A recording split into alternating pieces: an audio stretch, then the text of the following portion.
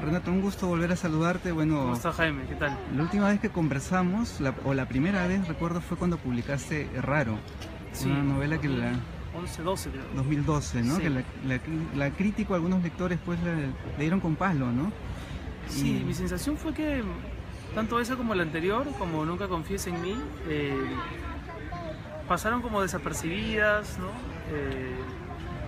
Y aunque tuvieron lectores y tal, fueron, sí, como... están como invisibilizadas. Y en general no fueron especialmente bienvenidas, ¿no? Ni bien recibidas.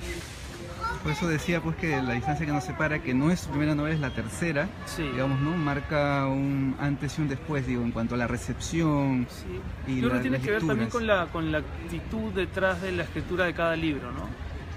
Los dos libros anteriores, esto suena casi como a pedido de disculpas, pero no lo es, porque igual son libros que, como te digo, yo quise escribir en ese momento y me conectaron con lectores que, algunos que conservo hasta ahora,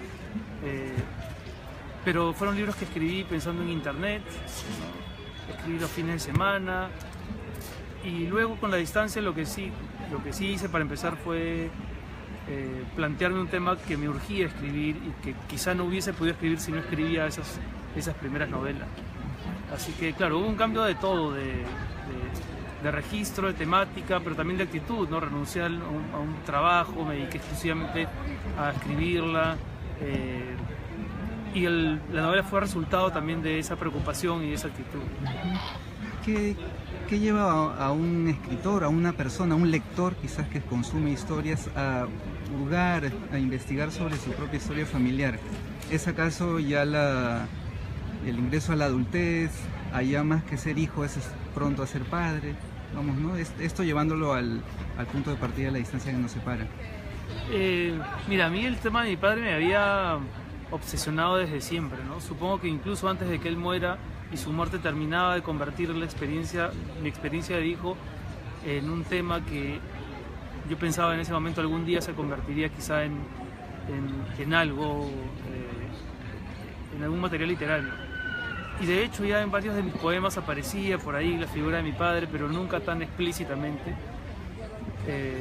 Luego escribí estos libros que comentábamos, donde más bien no hay ningún tipo de alusión a la relación padre-hijo. Hay por ahí un padre, pero que está casi como un personaje de segunda o tercera línea.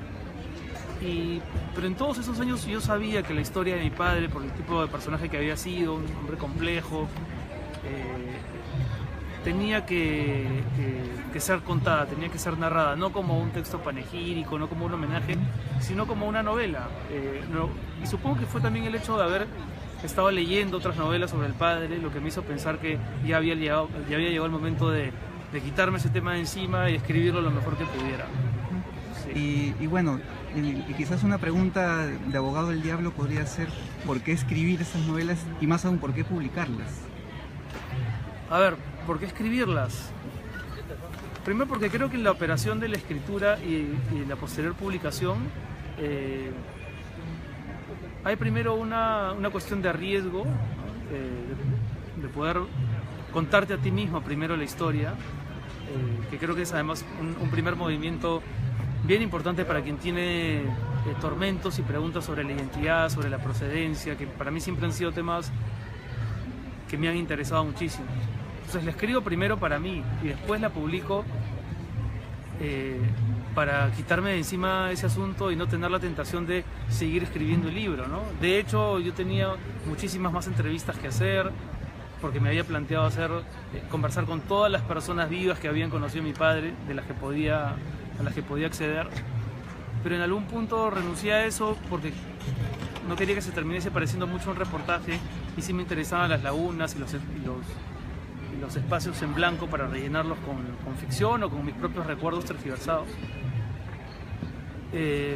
Pero si no la publicaba iba a sentir la tentación de corregirla todo el tiempo y de escribir infinitamente esta novela nunca publicada sobre mi padre, ¿no?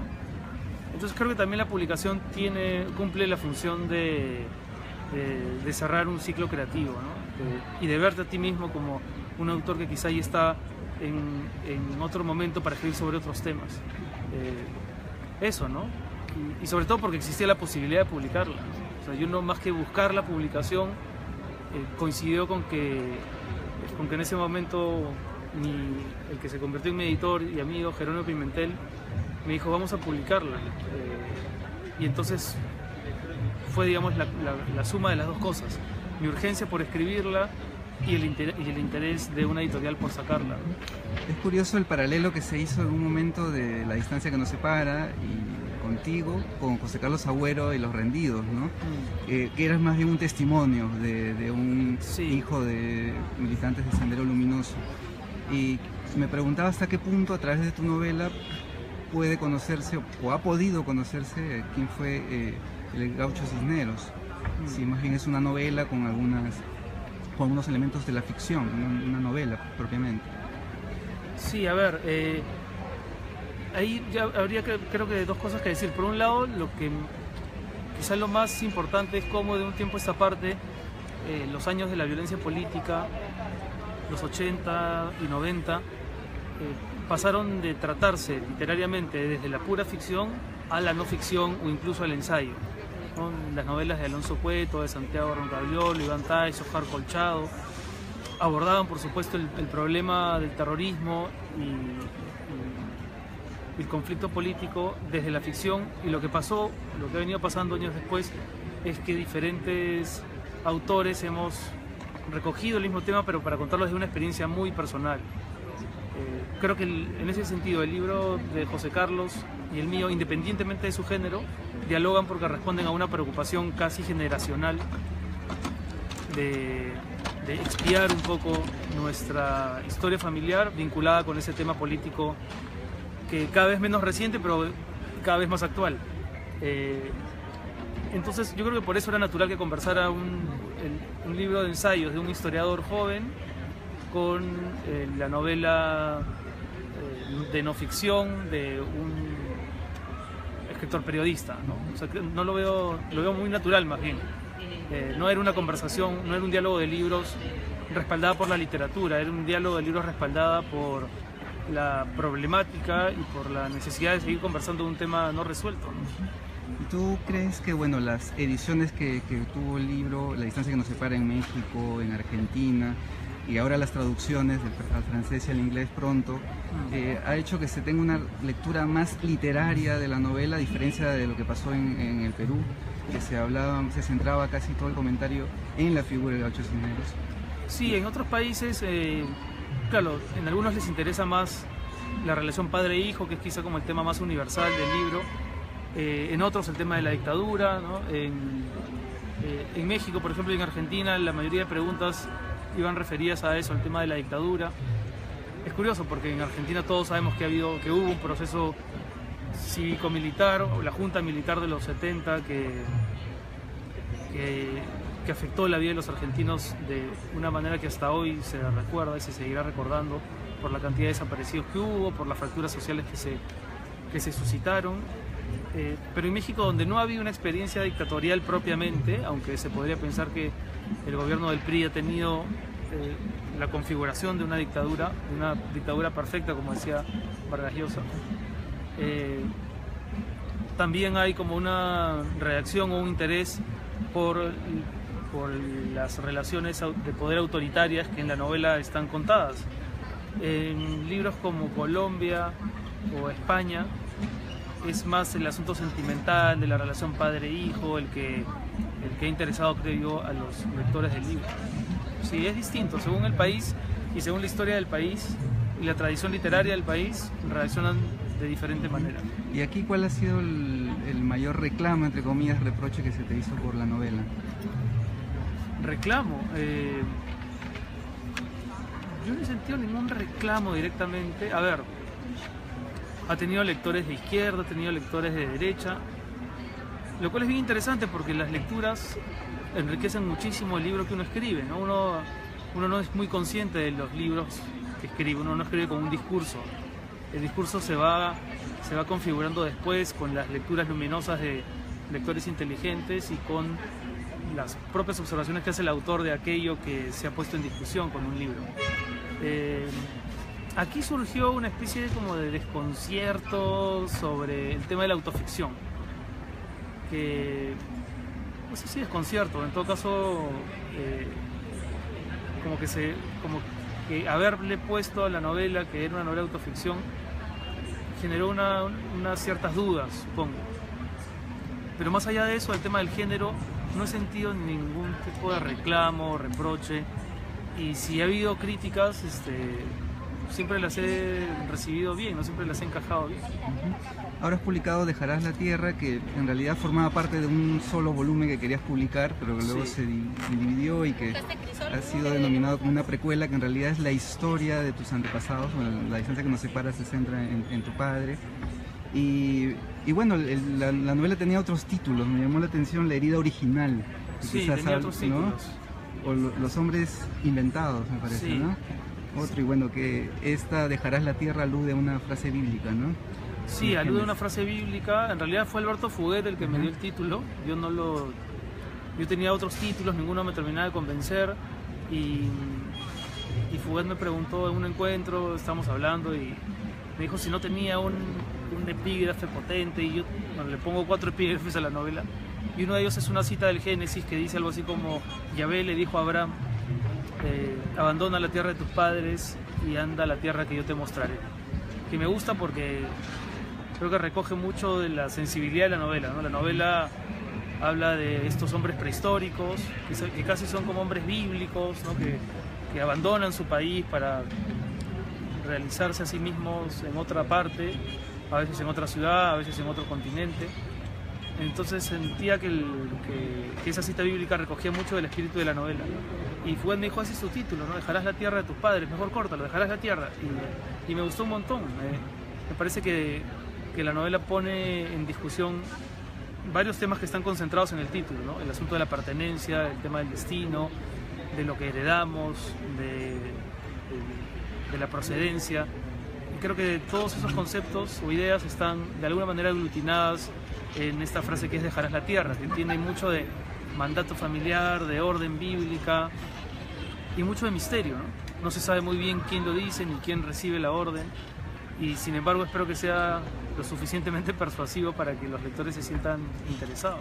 Y hablabas de epígrafes, bueno, hay uno de Gaitales, ¿no? De los hijos, que habla sobre cómo uno va construyendo un origen noble de una familia o de un hombre que era pobre o miserable, creo que es la cita, y luego va construyéndose como una suerte de prestigio, ¿no? Su novela Los hijos cuenta un poco el drama de las segundas y terceras generaciones, ¿no? Por lo general, muchas veces hay una primera generación de familia que crece en la precariedad y que y que se convierte por necesidad en una generación muy laboriosa y que consigue un primer momento de estabilidad y de logros.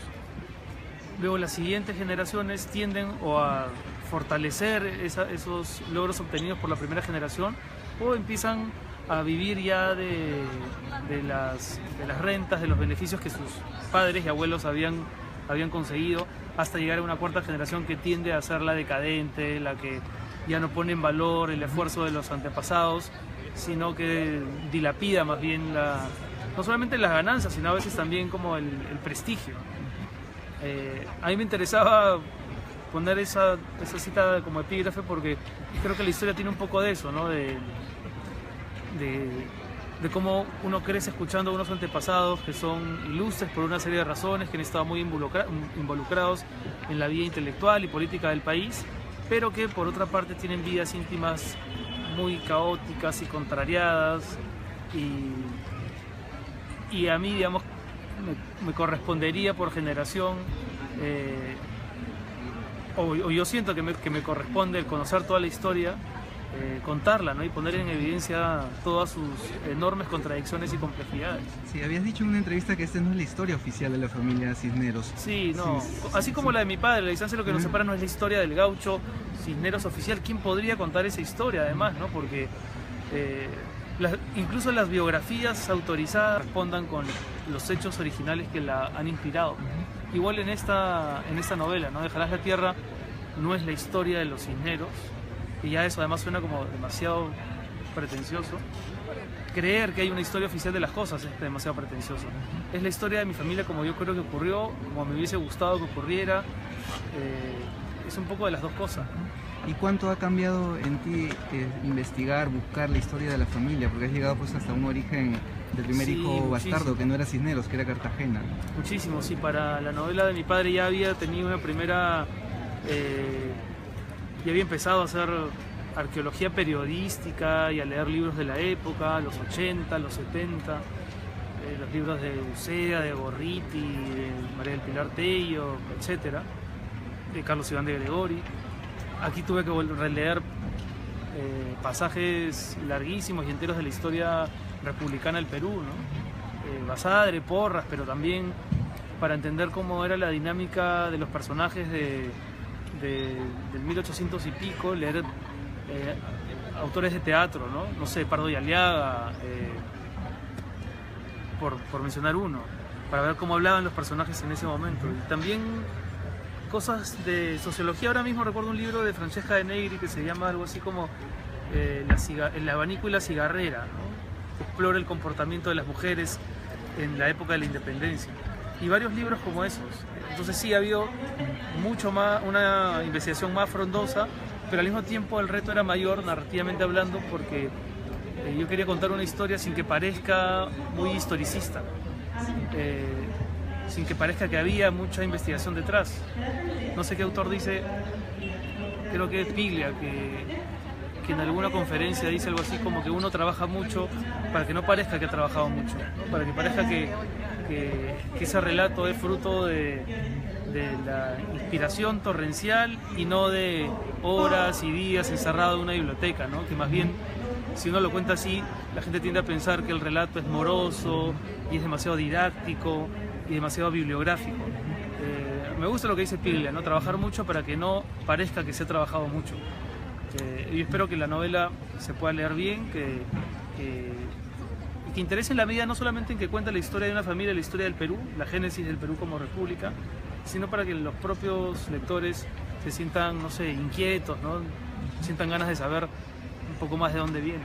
Y hablando de inquietud, la inquietud que yo tenía al leer la novela es qué tanto la vida de nuestras familias parecen novelas o qué tanto en esta novela hay espacio para la ficción. Pienso en el episodio de este antepasado que se casa con la hija de un militar realista, sí, sí, y que le confiesa luego de casados que mató al padre, mató al padre y termina... y ella no se lo perdona. Bueno, a ver, no sé si alguna vez lo he conversado contigo, pero yo también he hecho esas preguntas, ¿no? Respecto de qué cosa es verdad y qué cosa corresponde a la mera ficción. Pero no sé si te pasa a ti, Jaime, pero yo con el tiempo, sinceramente, lo que creo más importante es lo que ocurre en la cabeza de los lectores. Si el lector cree que eso ha ocurrido, cree que eso es verdad y la prosa ha sido persuasiva y la escena está bien contada, entonces es cierto en un nivel, ¿no? En cambio, si un hecho, por muy histórico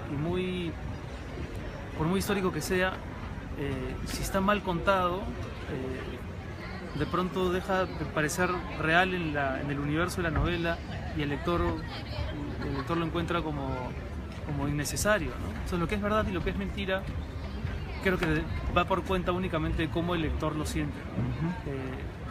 Pero sí, ha habido en este caso mucha más ficción que en la novela anterior, ¿no? Porque ha habido eventos y episodios y personajes que yo nunca he conocido, ni de los que he rastreado, pero cuyas vidas me he tenido que inventar.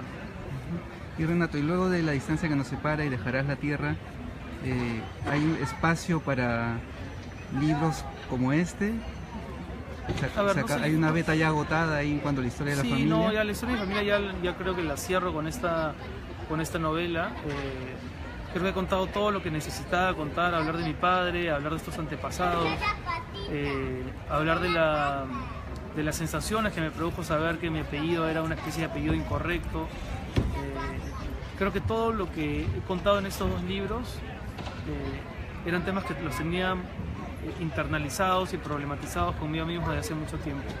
Ahora me quiero dedicar a ser padre, que además no deja de ser, no sé, simbólico para mí, dejar este relato familiar y empezar ya una familia biológica, pero en algún momento me gustaría retomar una experiencia para quizá una futura novela, no sé en qué se podrá convertir, pero la idea del año 2000 sí me interesa mucho.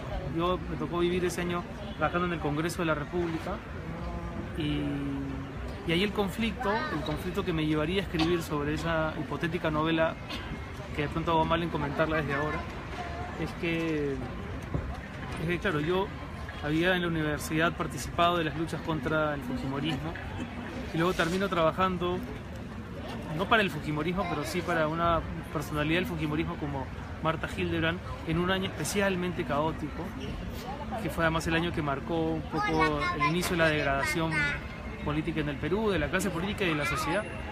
Así que nada, me encantaría escribir sobre el año 2000, sí, sobre lo que pasó con nosotros, con el país, y bueno, vamos a ver si se termina materializando en un libro. Y luego de esta gran recepción que tuvo La distancia que nos separe, la presentación de Dejarás la tierra, ¿ha cambiado tu percepción de la escritura? Bueno, yo ahora me dedico exclusivamente a escribir, ¿no? Hablamos hace un rato de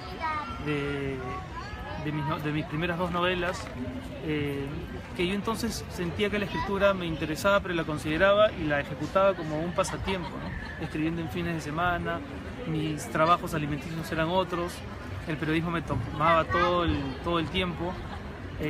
Ahora no, yo vivo en España de algunas columnas que escribo, pero básicamente me dedico la mayor parte del tiempo a leer y a escribir.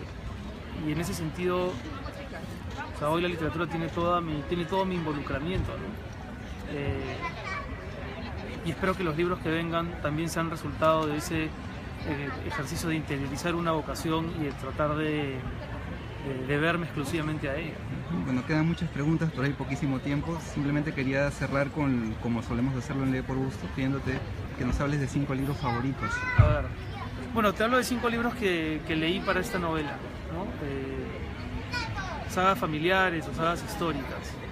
Por ejemplo, La marcha Radetzky de Joseph Roth, Los Buddenbrook de Thomas Mann, El léxico familiar de Natalia Ginzburg, Los hijos de Guy Talese y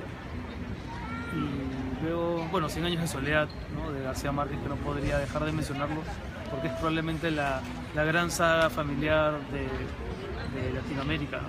Que tiene su árbol genealógico también la novela. Que también, sí, que también tiene un árbol genealógico y que, bueno, que tuve que releer, por supuesto, para escribir una novela como esta, ¿no? Renato, muchas gracias. A ti, Jaime. Un gusto conversar contigo.